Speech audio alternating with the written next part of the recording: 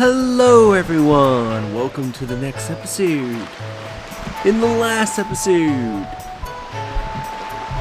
we went around collecting treasure, and now that we got all the treasure in the Great Sea, I returned to Windfall. You're gonna notice Windfall looks somewhat different. There are now flags up on the gate. Yes, those are the very items we got in the trading quest. Let's take a look around. So those items you got in the trading quest can be placed around Windfall for another quest. You can even place them inside the shops. Now, for the quest is concerned, you need to pretty much put them in the outside.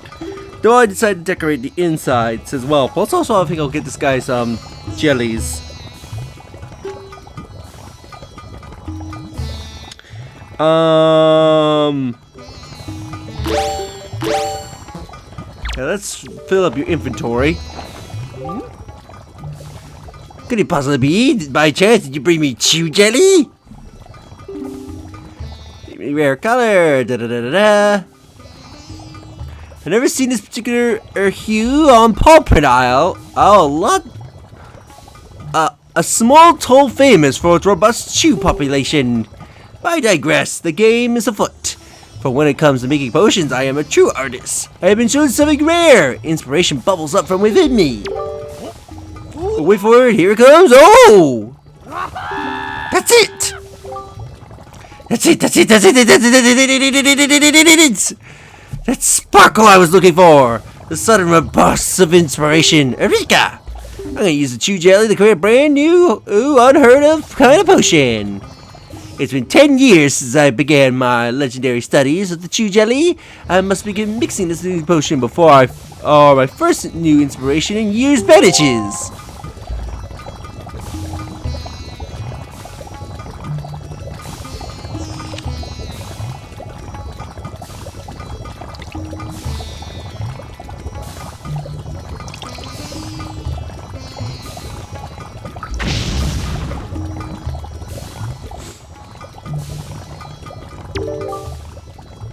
It's ready at last, my new chew jelly concoction.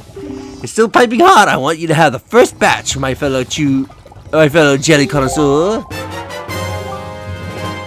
So this gives us the grain potion.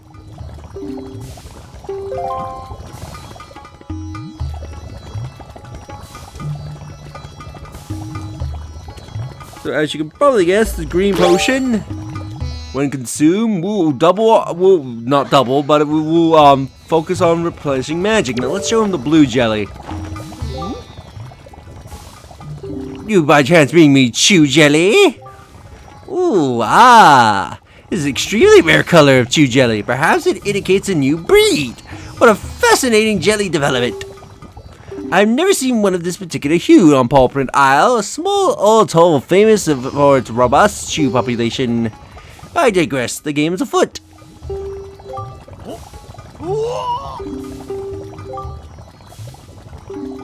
For a second there, I thought we were all square, but now it seems clear that you. Oh, screw you! Bring 15. We have a specific minimum amount. All right, if I can find 15 off screen, I'll give it to him, but.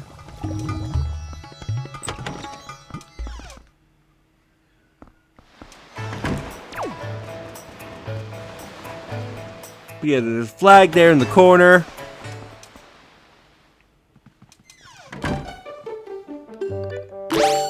Here at the auction house, I've decided to give a lot of statues, given who runs it. So, yeah, definitely inflate his ego.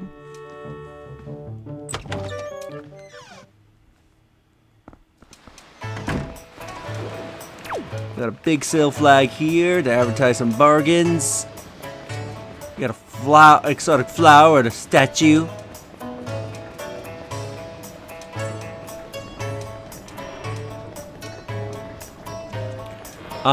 If you come in here in the topper part of the mansion, there are places where you can place statues.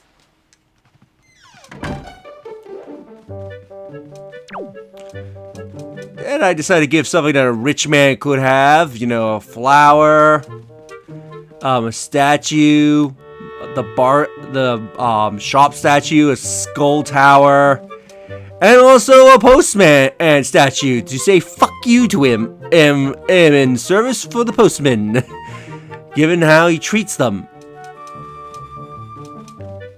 The ultimate way of screwing with the guy.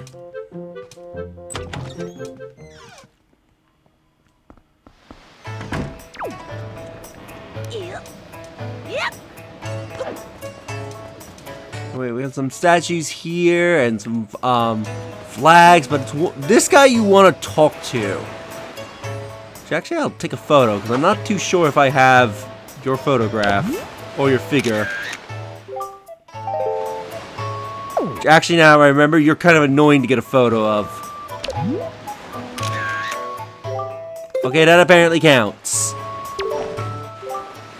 Have you seen the small metal pedestals all around town? We call them joy pedestals. Yeah, they got installed a little while ago, but a newly formed Joyous Volunteers Association. It's a part of this grand plan to help decorate the town.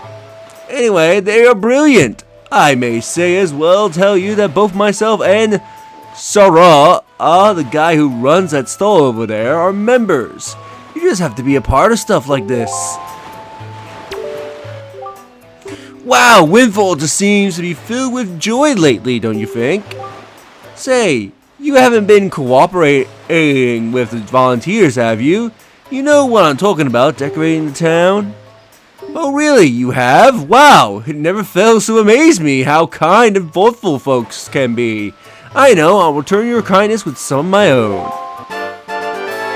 And here he gives us a piece of heart. This should be our second to last piece of heart, which unfortunately I know where the final one is. And I'm not happy about it. I hope you continue to help the Joyous Volunteer Association with its work, little junior. But yes, as long as you decorate the entirety of the outside of the town, he will give you that. You do not need to decorate the inside of the buildings.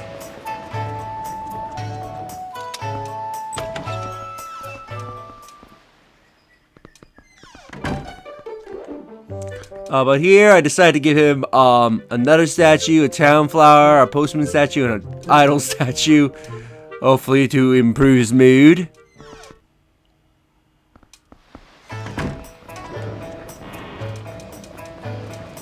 Here we come to the school.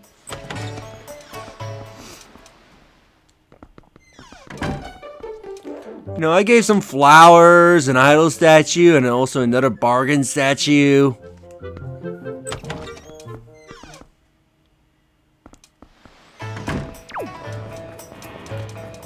But here at the photography shop, where the importance of this episode will be at, I also gave idol statues, that way he can practice his photos, and also another statue. Now, I forget if it needs to be day or night, but if you speak to him after a certain point, guess what, young Link? I'm sorry, that's a completely different character. You're in the wrong game. Young Link is in Ocarina of Time. Today is a great day in photography. Today marks the day long past when I was a young lad still struggling to reach the pinnacle of photography and receive my very first legendary photograph. A legendary photograph is an image of a being or essence that has passed beyond the has passed beyond the knowledge of this world. They are indeed incredibly rare. These are images that are ones come across only in the rarest of circumstances. But I am the leading photographer in the land. I have managed to gather many of them. And yet, Link, seeing how you are the one who has dedicated his life to the art of photography, as have I am willing to pass on to you one of these treasured legendary photographs. If you have any open pictograph slots, I will place the image in your deluxe picto box. Let me see for a moment, will you? So you show him your box. I shall place this photograph in there immediately. Now, perhaps that would be hasty. This is, after all, a very precious thing, and I cannot just give it away for free, can I? What do you say, young sir? Will you pay 150 rupees for it? In the original, he would charge you 50 rupees. This was given a 100 rupee markup in the HD. Oh ho ho, I received my payment, so now without delay, I'll just stick it in here and... So we got a legendary photograph. You do not know what legendary photograph you got until you actually pull up your camera and look at it. For me, every day is photograph day. I cannot wait for tomorrow to come. So if we pull out our camera and look at our album, he gave us a photo of Ganondorf. So the legendary photos, if, whoops, pressed the wrong button. As I go into a little bit of detail, the legendary photos are supposed to be photographs of characters that you yourself cannot take a photo of. They are basically characters who are that are basically like only appear in cutscenes. And as such, Link can never get a photograph of them to get their figure. You get those photographs off him, which then you could go and turn into figures. So he just gave us the Ganondorf photo. What photo he gives you is based on what the current moon formation is going to be of that current night. So, he will give us the Ganondorf photo by having it if it's going to be a night of a full moon. Ganondorf is, one of the few characters that is the exception, if not the only character that's the exception to this rule, as you can get a photo of Ganondorf. Without him, it's you can't really use that photo until you go into the New Game Plus. So if you actually want to get Ganondorf's figure without going into New Game Plus, you need to rely on this guy. Which is actually a pretty cool photo, all things considered. I don't know how he was able to get a photo of Ganondorf. Like, what, does Ganondorf really love getting his picture taken? It's like, oh, you want to take my picture? Very well, please get my good side. Like, how did he get this picture? Some of the other characters are very questionable how he got these photos. But there's supposed to be the game's reason of how you can get these characters' photos and then go and get their figures made. Also, fun fact, their photos are completely different in the original compared to HD. In the original, all these photos were in black and white, which is the only time the Nintendo Gallery will accept black and white photos. And also, the characters are in completely different positions in those photos as well. I would recommend looking them up on those Zelda wikis, so that way you can see what they look like in the original. Compared to HD. But yeah, once you make it into a new day, which means a new formation, show him... do I have to speak to you again? Would you care for another one of my legendary photographs? Today, I have prepared a photograph of a beautiful great fairy. Okay, now he actually starts telling you what they are.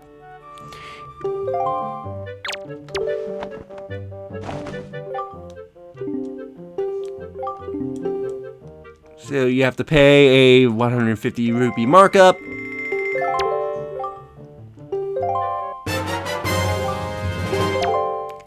So he said he got a picture of a great fairy. What kind of great fairy he got? This is the standard ass great fairy. So yeah, if you're wondering how to get the great fairy photo, he gives it for you. You get it through him, since you could never take a photo of a great fairy yourself. Which I guess this is one of the few characters that he could reasonably get a photo of, besides from Ganondorf. Is because he could have visited any of the great fairy fountains and could have spoken with the fairy. So that one I'll give him a pass. That one seems like a photo he can reasonably get. If I remember correctly, the next photo is where it starts getting questionable. .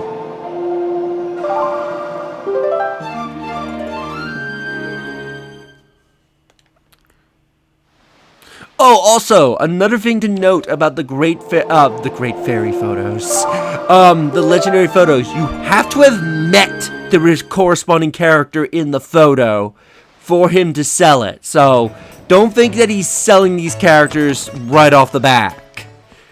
When you first get your deluxe picto box, you have to have actually met these characters, especially through the story, in order for him to be selling these photos. Today I've prepared a photograph of the great water spirit Jabin. So yes, the next photo is of Jabin, which is, how did you get this photo? Like, how did you get a photo of a giant fish? Like, I guess, did he go to, did the fish really love getting his photo taken? Did he go and get his photo before Great Fish was destroyed? Or did he happen to know that he's hiding out at outset and he's like, yo dude, do you want your photo? But yeah, this is how you get Jabin's photo, since you only see him in a cutscene, compared to the Wind Spirit Baloo, where you can actually go and get his photo pretty much at any time. Which actually the Baloo photo is actually very forgiving. Because while you cannot get up to his area anymore, you can take a picture of his head in the dungeon, and it will still count towards getting the figure made. You can try and take his photo from the ground level of Dragon Roost, but it usually doesn't count for some reason, so it's better to go into the dungeon and take a quick snapshot of his head.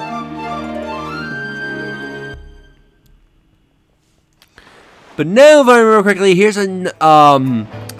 for Waxing Crescent. This one is a very questionable photo of how he got. Today I've prepared a photograph of the Queen of Fairies.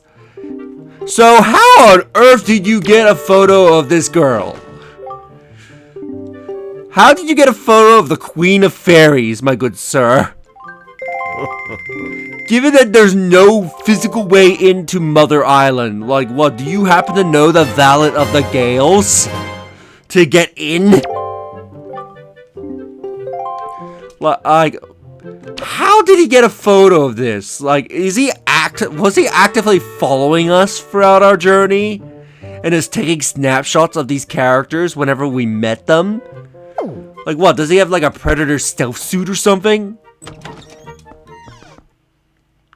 Or what, does he have like a little drone that's following us taking photos? Like, how on earth did he get a photo of her?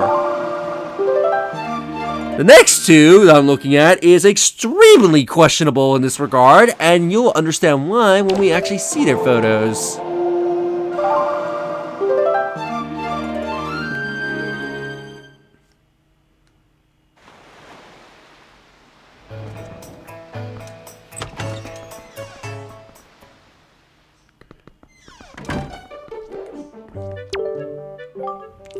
Link, would you care for another of my legendary photographs? Today I prepared a photography of the Wind Sage. And when he says that, it is the Wind Sage you are thinking of. It is not Makar. As Makar, you can go and get his photo of at any point, even if you revisit the dungeon. No, the Wind Sage he is talking about, as we get our photo and take a look at it, is Fabio. How on earth did he get a picture of Fabio? He's dead. Like, the only time he appeared was in front of us. How did he get a photo? Did he sneak into the temple and took this photo while we were speaking with Makar? Or to awaken the power of the Master Sword? How did he get this? Also, I know for a fact that the difference between the Sage's photos is that in the original, their photo was actually based in the room where you met the corresponding Sage, Where in HD, the room is met at where you last see them, where they're actually playing their instrument, along with the new sage. And I can hear what sounds like the garbage truck, which is actually being surprisingly loud. I wouldn't be surprised if the mic's picking that up. But yeah, how do you got a photo of Fabio? And as you can probably guess, since he had a photo of Fabio, he also has a photo of Lautaro. Which, believe it or not, is the next photo we get during the phase of the first quarter. Today, I have prepared a photograph of the Earth Sage. So let's get her photo.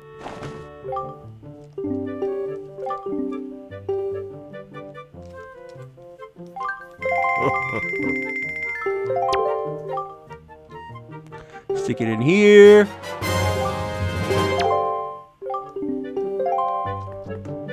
So let's take a look at our photo. It is a lovely photo. Again, I question how on earth he was able to get a picture of this, given their situation. And then the last photo he has is also extremely questionable how he got.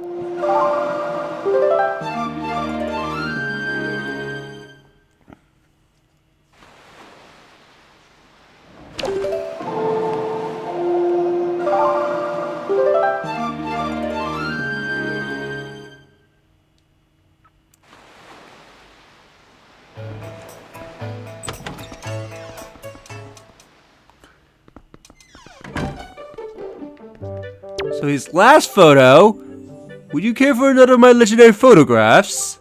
Today I've prepared a photograph of the great King of Hyrule. So yes, he is somehow able to get a picture of the King of Hyrule. I don't know, for starters, I don't know how he would even know the King of Hyrule, since Hyrule was pretty much a legend at this point. Or in the adult timeline.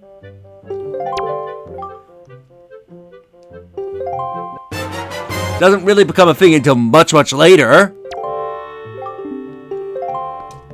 But yes, if you take a photo, he somehow managed to take a picture of Daphne's himself. I don't know how on earth he managed to get down into Hyrule to take a photo of this. And was able to talk to King Aang and be like, "Yo, King, you want your photo?" Like, how on earth did he get this? Also, if you turn in the King's photo, it also gives you the figure for Zelda. Now, before I turn these photos in, I'm going to go to the boot, and I'm going to go to where the last piece of heart is, so I'm going to cut to us getting there. Alright, as it becomes a stormy night as we approach the Forsaken Fortress, which is kind of fitting.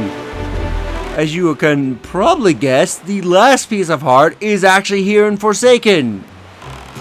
Yes, I am surprised too, because I completely forgot there was a piece of heart here.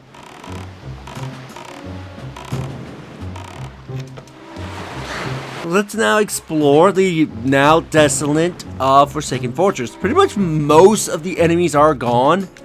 I think the only enemies that remain, I believe, are the rats, which I think they're called like chew bombs or something like that, and the bats. I believe they're the only enemies that remain in Forsaken. But pretty much all the moblins, floor masters, bokoblins, pretty much all of that are gone. But this piece of heart we've technically seen, and I completely forgot about it.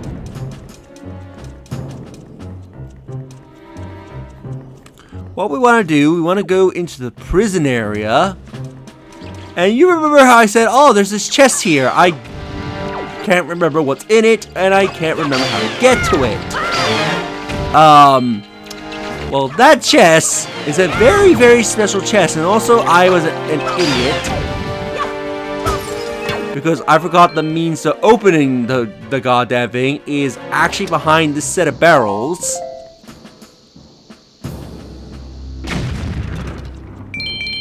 as there is a button here that would open the door for me. And you stupid rat! Where are you? If I see you again, I'm killing you. There you are. Get me while I'm in a cutscene, will ya?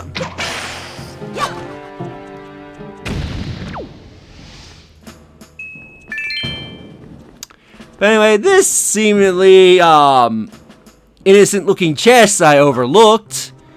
Yeah, let's take a look what's inside of it.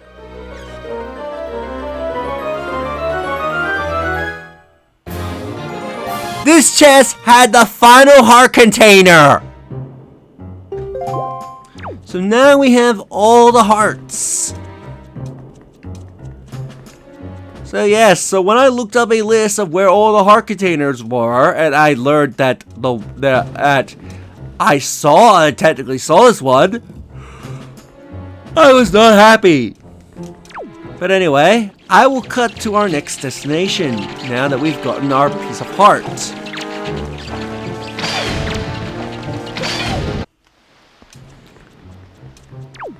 Also, just real quick, while I am leaving, it is believed that the Forsaken Fortress used to be a fortress that belonged to the Gerudo, which would make sense why Ganondorf occupied it. Anyway, I'll cut to our next destination. Alright, we are here at the Nintendo Gallery, because as you can guess, let's go get these photos turned in.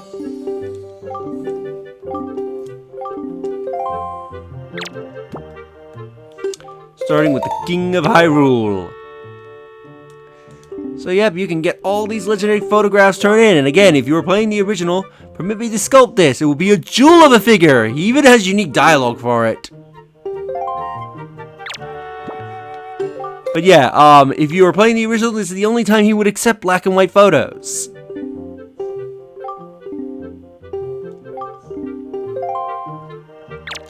But yeah, if you're aiming to complete your gallery, make sure you get all these photos.